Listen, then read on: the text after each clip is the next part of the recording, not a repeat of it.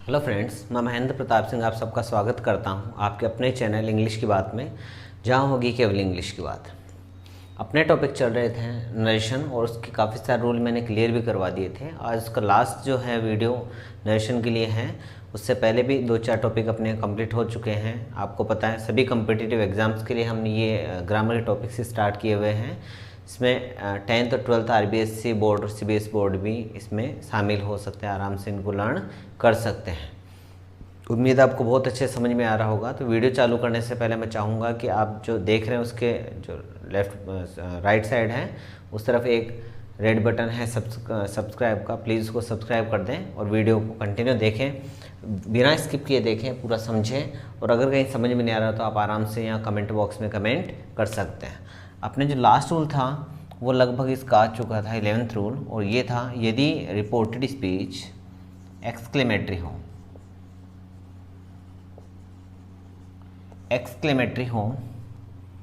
तो एक्सक्लेमेटरी क्या होता है, पहले तो ये दिमाग में होना चाहिए। तो एक्सक्लेमेटरी सेंटेंस वो होता है,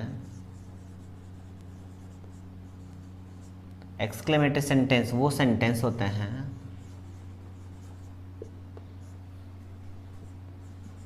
जिनसे हमारे हृदय के वास्तविक उद्गार प्रकट हों। अच्छा, कैसे होंगे, कौन से वर्ड हैं? अगर एक्सक्लेमेटरी हो तो हम क्या करेंगे, सेड के स्थान पे एक्सक्लाइम्ड लिखेंगे, एक्सक्लाइम्ड विद लिखेंगे, वाक्य के अर्थ के अनुसार, वाक्य के अर्थ के अनुसार जॉय, सोरो और सरप्राइज में से कोई एक लिखेंगे।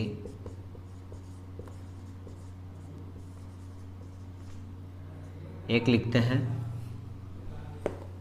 कॉमा के स्थान पे, दैट लिखते हैं। उसके बाद में अगर बातचीत करें एक्सक्लेमेटरी वर्ड को हटाते हैं, एक्सक्लेमेटरी वर्ड को हटाना, और उसके बाद में रेस्ट ऑफ द सेंटेंस आपको पता है जिस प्रकार से। तो अब समझ में ये नहीं आया कि हम जॉय कब लिखें, सोरो कब लिखें, सरप्राइज कब लिखें। तो उसका भी आपके पास में ट्रीटमेंट है। जब भी आपको जॉय तो तब लिखना है जब हुर्रे, हा हा, आहा, ओहो आदि वर्ड मिले तो आप उसमें जॉय का प्रयोग करेंगे। सोरो कब लिखेंगे, जब अलास, ओह ये वर्ड मिले आपको तब। और सरप्राइज तब लिखेंगे जब व्हाट एंड हाउ मिले। जब ये वाले वर्ड मिलेंगे तो आप उसमें सरप्राइज का यूज़ करेंगे। देखेंगे एग्जाम्पल के जरिए आपको बहुत अच्छे समझ में आएगा। Ram said hurray, I have won the match। Second है she, exclaim नहीं, आप लिखेंगे said, she said alas my father has lost his watch।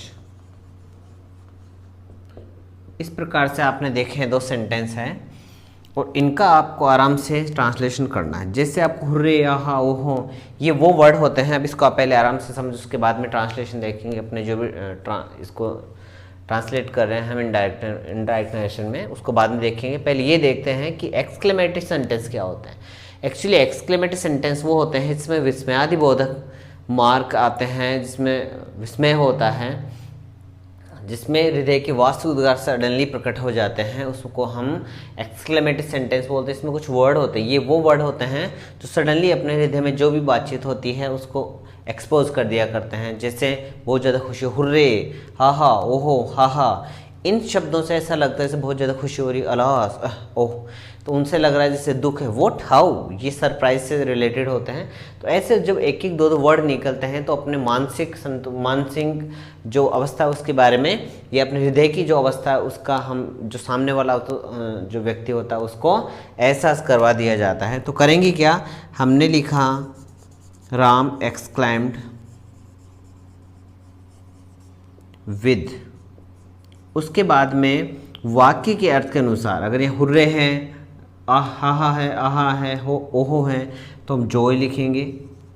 उसके बाद में इस कॉमा के स्थान पे दैट लिखेंगे, एक्सक्लेमेटरी वर्ड को हटा देंगे, और उसके बाद में जो चेंज होना है, जैसे first person according to subject, I है अपनी जगह पहले नंबर पे है, राम तो आपने लिखा ही, पास्ट टेंस में है तो आपने भी लिखा हैड, और वॉन द मैच आप यहाँ चेंज करें, शी एक्सक्लाइम्ड विद, हाँ जी बिल्कुल सही बोल रहे हैं आप, सोरो,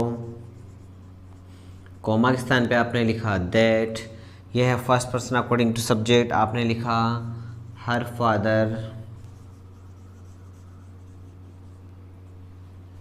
हैज़, है का हेड करते हैं, हैड लॉस्ट, थर्ड पर्सन था नो चेंज, हिज वॉच। उम्मीद है ये चीज़ आपको बहुत अच्छे समझ में आ गई होगी। ये वाला जो रूल है दोबारा से देखेंगे, बहुत वेरी इंपॉर्टेंट रूल है, बहुत ज़्यादा पूछा जाने वाला रूल है कि यदि सेंटेंस एक्सक्लेमेटरी हो, रिपोर्टेड स्पीच एक्सक्लेमेटरी हो, एक्सक्लेमेटरी वर्ड वो होते हैं जो अपने जिनसे हमारे हृदय के वास्तविक उद्गार प्रकट हो जाते हैं, जैसे हुर्रे, आहा, ओहो, अलास, व्हाट, हाउ, इस प्रकार से। तो इसमें हम सेड के स्थान पे एक्सक्लाइम्ड विद लिखते हैं, वाक्य के अर्थ के अनुसार जो सरप्राइज में से एक लिखते हैं, कोमा के स्थान पे दैट लिखते हैं। इसमें थोड़ा सा कन्फ्यूजन ये है कि सेड के स्थान पे एक्सक्लाइम्ड विद लिखने के बाद में पहले कोमा के स्थान पे नहीं लिख के पहले वाक्य के अर्थ के अनुसार हम जॉयस और सरप्राइज लिखते हैं, ताकि वाक्य का सेंस बने। देखेंगे कैसे, शी एक्सक्लाइम्ड, राम एक्सक्लाइम्ड, राम चीखा, विद जॉय, जॉय के साथ में, आनंद के साथ में, that he had won the match, कि उसने मैच जीत लिया था। शी एक्सक्लाइम्ड विद सोरो, वो दुख के साथ में चीखी। एक्चुअली एक्सक्लाइम्ड मीन्स होता है चीखना। अब दुख है तो सोरो है, खुशी है तो जॉय है, सरप्राइज है तो आप इसका स्क्रीनशॉट लें, ताकि मैं एक बार सरप्राइज के सेंटेंस में थोड़ा सा कन्फ्यूजन होता है वो भी मैं आपको यहाँ एक्सप्लेन कर दूँ, और इसके अलावा वो वाले सेंटेंस जो बहुत ज़्यादा आपको कंफ्यूज करते हैं वो, और फिर हम सीखेंगे इनको लर्न करना, कैसे हम इनको लर्न करें। एक बार आप इसका स्क्रीनशॉट लें ताकि आगे बढ़े।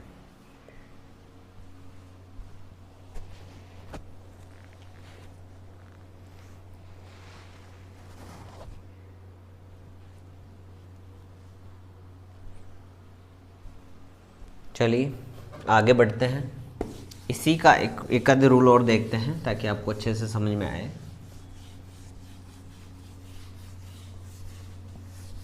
थोड़ा टफ रूल है, लेकिन एक बार आप 2 या 3 सेंटेंस बनाएंगे तो उसके बाद में इसको आप आराम से कवर कर सकते हैं। इतना टफ नहीं है, अगर एक बार समझ में आने लग गया तो आप आराम से इसको कवर कर पाएंगे। पॉइंट पे आते हैं।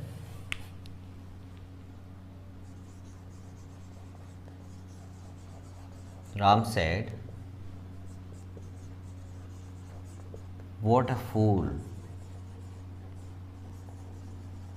you are." उसके बाद में है सेकेंड,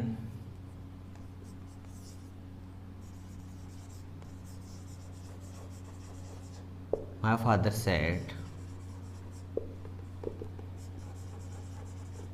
how beautiful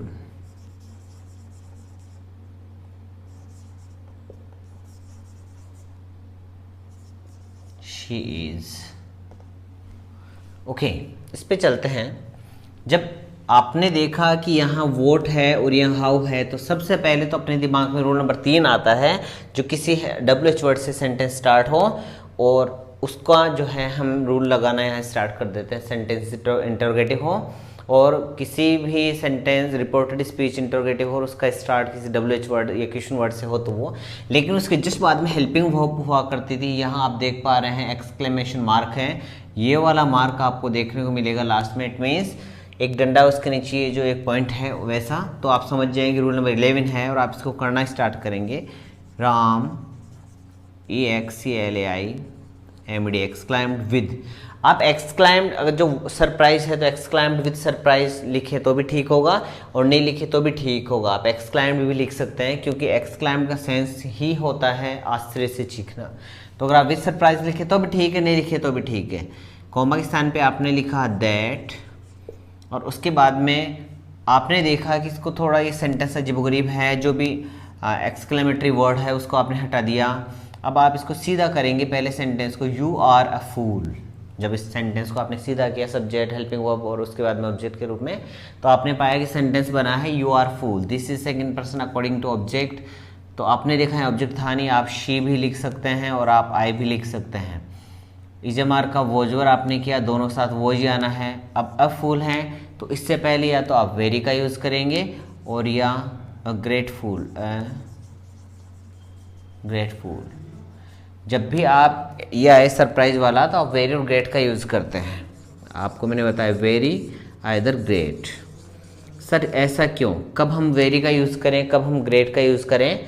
तो वेरी का यूज़ तो तब करना है जब इसके बाद में आपको एडजेक्टिव लगाना हो।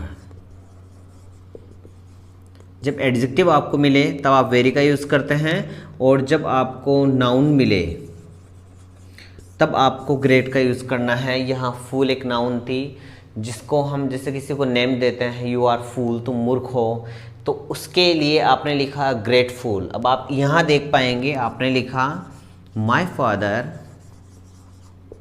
एक्सक्लाइम्ड। आप यहाँ विद सरप्राइज लिखें तो भी ठीक है, नहीं लिखें तो भी ठीक है। कोमा के स्थान पे आपने दैट लिखा है, एक्सक्लेमेटरी वर्ड को हटा दिया है। अब इसको आपने सीधा किया, शी इज़ ब्यूटीफुल, तो आपने लिखा she third person no change, इसके अकॉर्डिंग वॉज और वेरी ब्यूटीफुल। अब आपके समझ में आ गया होगा कि आपने यहाँ वेरी क्यों लिखा है, क्योंकि यह एडजेक्टिव था। जब नाउन आए तब आपको ग्रेट का यूज़ करना है, जब एडजेक्टिव आए तो आपको हमेशा यहाँ वेरी का यूज़ करना है। उम्मीद है ये वाला सेंटेंस आपको बहुत बहुत बहुत अच्छे समझ में आ गया होगा। आगे बढ़ते हैं, कुछ ऐसे सेंटेंस जो कन्फ्यूज़ करते हैं, बहुत ज़्यादा कन्फ्यूज़ करते हैं, आते काफ़ी ईजी हैं। She said to me, yes I can do this work।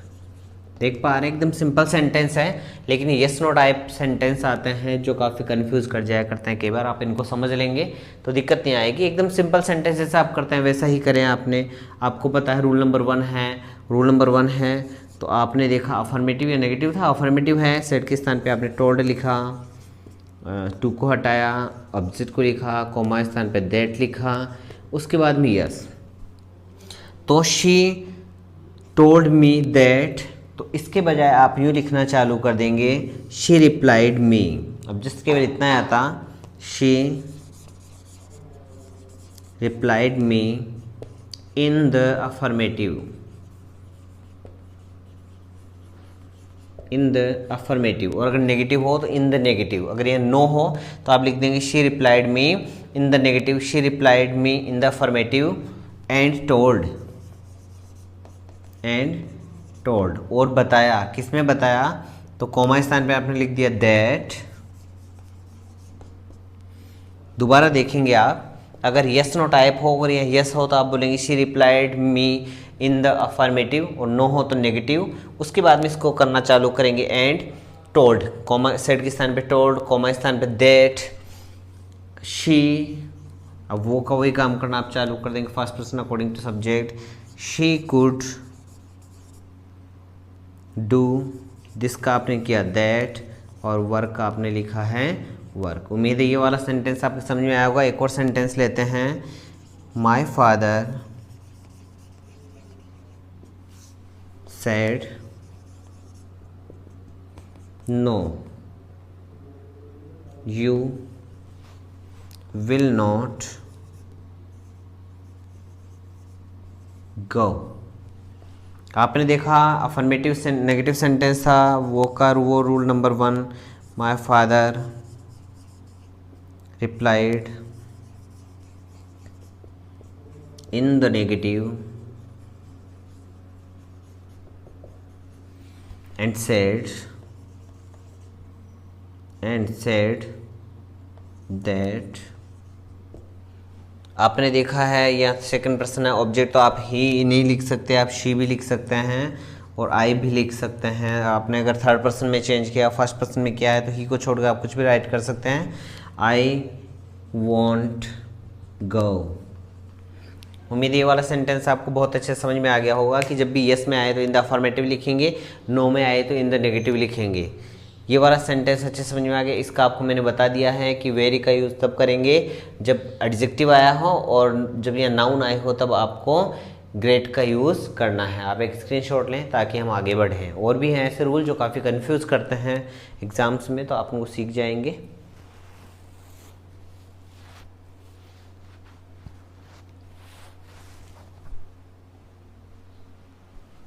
Okay, आगे बढ़ते हैं।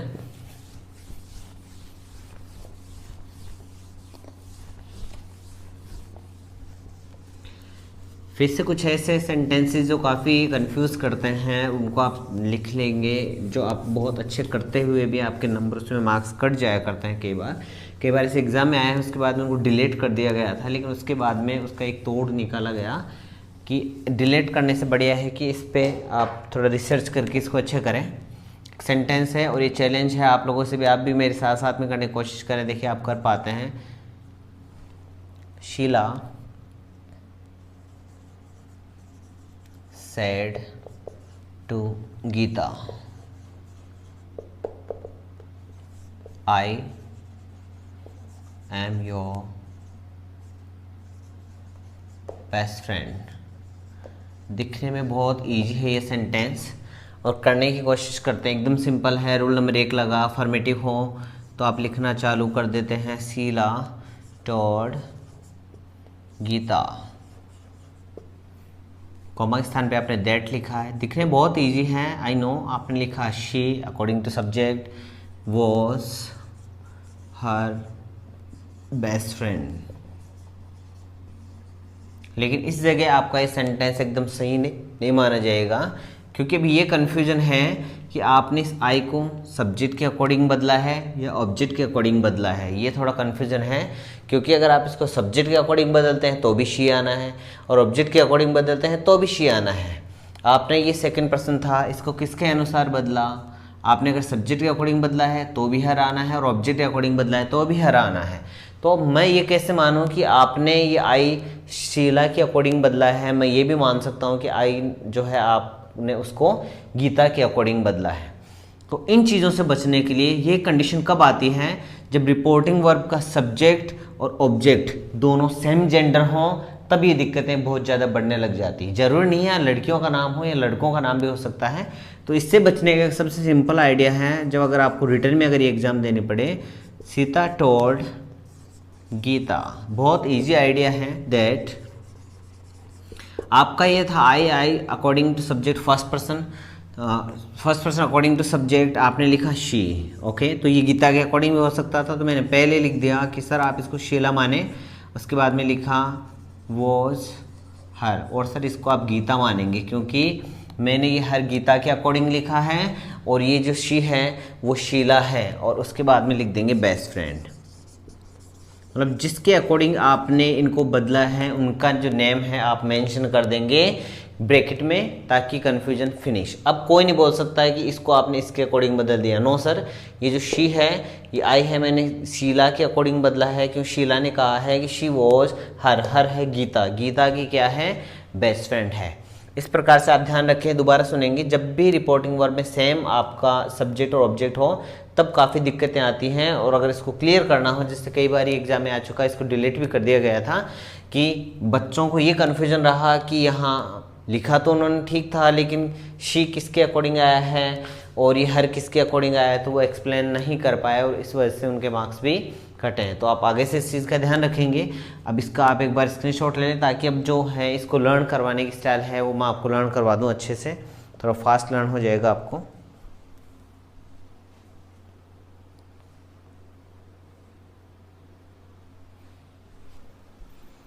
ओके, एक और इसका एग्जांपल ले सकते हैं आप। Ram said to Rohan,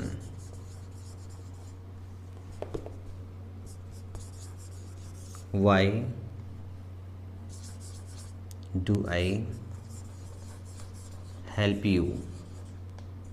okay, same वही बात है, don't be worry rule number 3 है। राम आस्क्ड रोहन वाई, तो आपने लिखा ही हेल्प्ड और उसके बाद में हिम। तो अभी दिक्कत ये है, ये ही कौन है, तो आपको पता है सब्जेक्ट के अकॉर्डिंग चेंज हुआ है, तो ब्रैकेट में आप लिख देंगे Ram.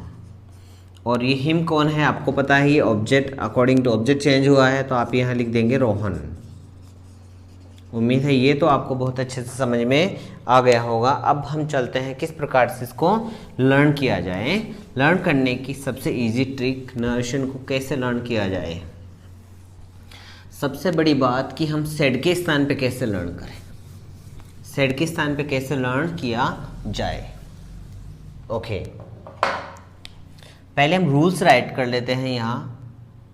First, second, third, fourth, fifth, 6, 7, 8, 9, 10, 11 affirmative and negative, interrogative HV, interrogative WH word, don't, do not,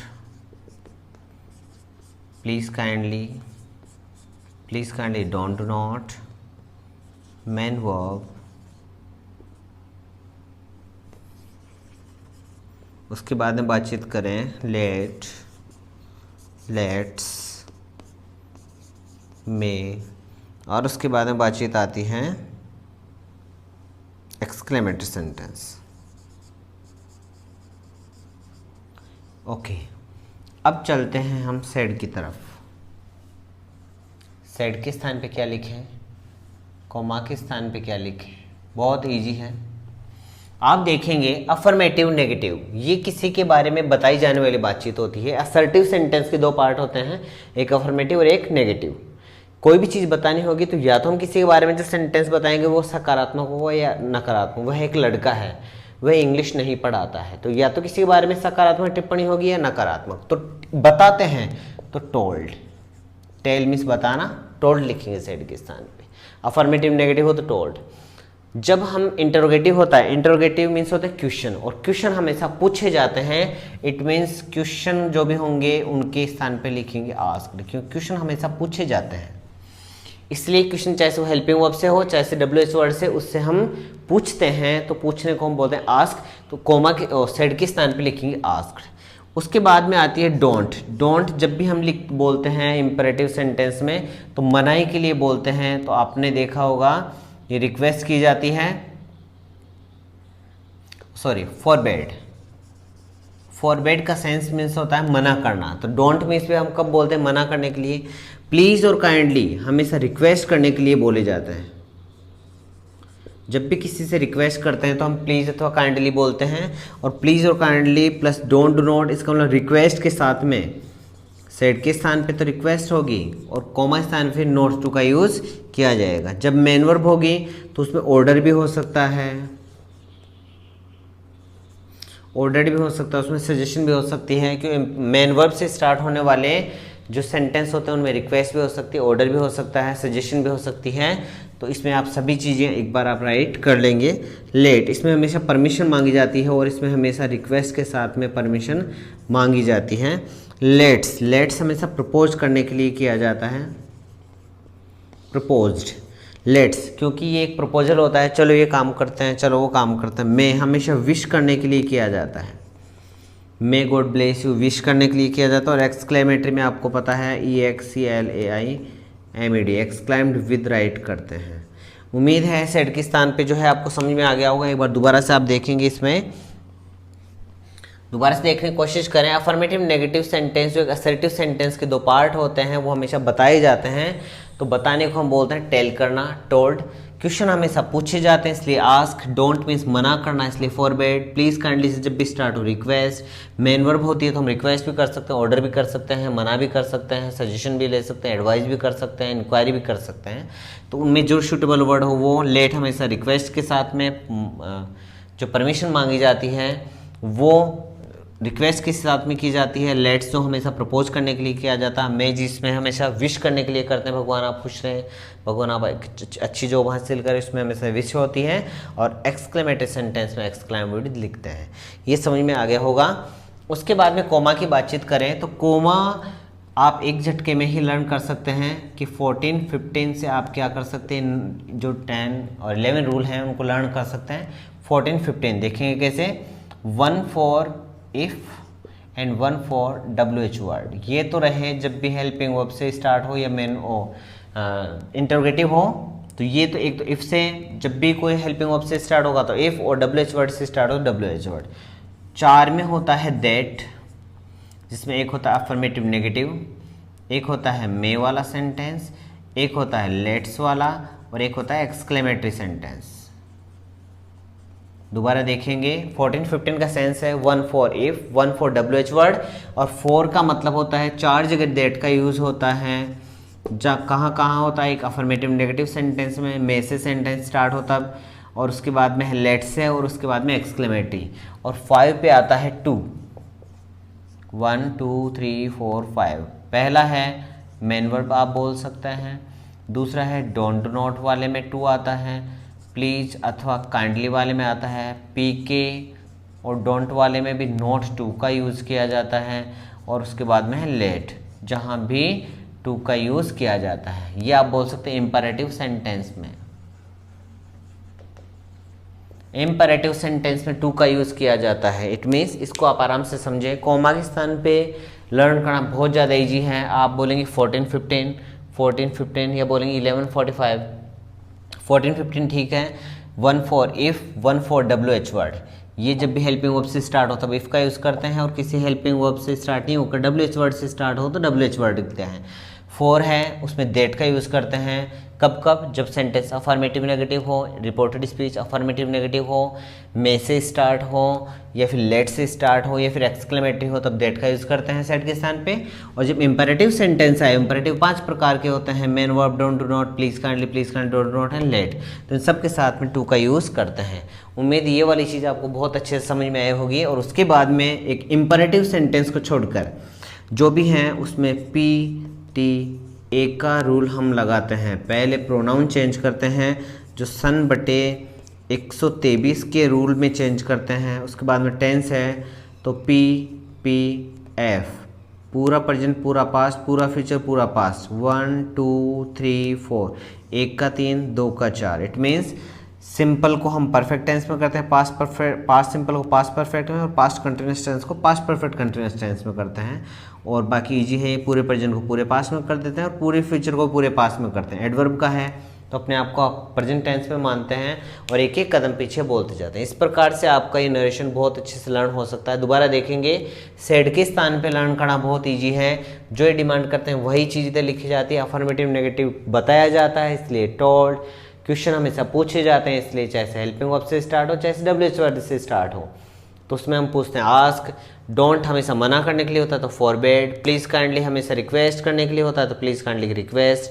main verb में रिक्वेस्ट भी हो सकती है, ऑर्डर भी हो सकता है, थैंक यू भी हो सकता है, मतलब धन्यवाद भी दिया जा सकता है, सजेशन भी हो सकता है, इंक्वायरी भी हो सकता है। उसके अकॉर्डिंग लेट हमेशा रिक्वेस्ट करने के लिए बोला जाता है, लेट्स में प्रपोजल होता है, में हमेशा विश करने के लिए किया जाता है इसलिए विश एंड एक्सक्लेमेटरी में एक्सक्लेमेटरी लिखते हैं। कोमा के स्थान पे लर्न करना बहुत ईजी है। 14 15 एक यूनिक स्टाइल है और इस तरीके से आप क्या कर सकते हैं आराम से अपने 1 for if, 1 for WH word, 4 for that जो 4 में आता है और 2 फॉर इंपेरेटिव सेंटेंस जो 5 सेंटेंस में आता है main verb don't not, please kindly don't not, let. इन सब में लेट का यूज़ होता है, केवल प्लीज काइंडली डोंट नॉट में नॉट टू का यूज़ होता है। उम्मीद है आपको बहुत अच्छे से लर्न हो गया होगा। और एक इंपेरेटिव सेंटेंस को छोड़कर बाकी सभी को हम PTA के रूल में करते हैं। सबसे पहले प्रोनाउन चेंज करते हैं, उसके बाद में टेंस चेंज करते हैं, उसके बाद में एडवर्ब। प्रोनाउन का मैंने बता दिया था सन बटे 123। यदि रिपोर्टेड स्पीच में फर्स्ट पर्सन का यूज हो तो सब्जेक्ट के अकॉर्डिंग, सेकंड पर्सन का यूज हो तो ऑब्जेक्ट के अकॉर्डिंग, थर्ड पर्सन के लिए कुछ नहीं बचा क्योंकि फर्स्ट पर्सन को सब्जेक्ट ने ले लिया, सेकंड पर्सन को ऑब्जेक्ट ने ले लिया और थर्ड पर्सन के लिए कुछ नहीं बचा, सो नो चेंज।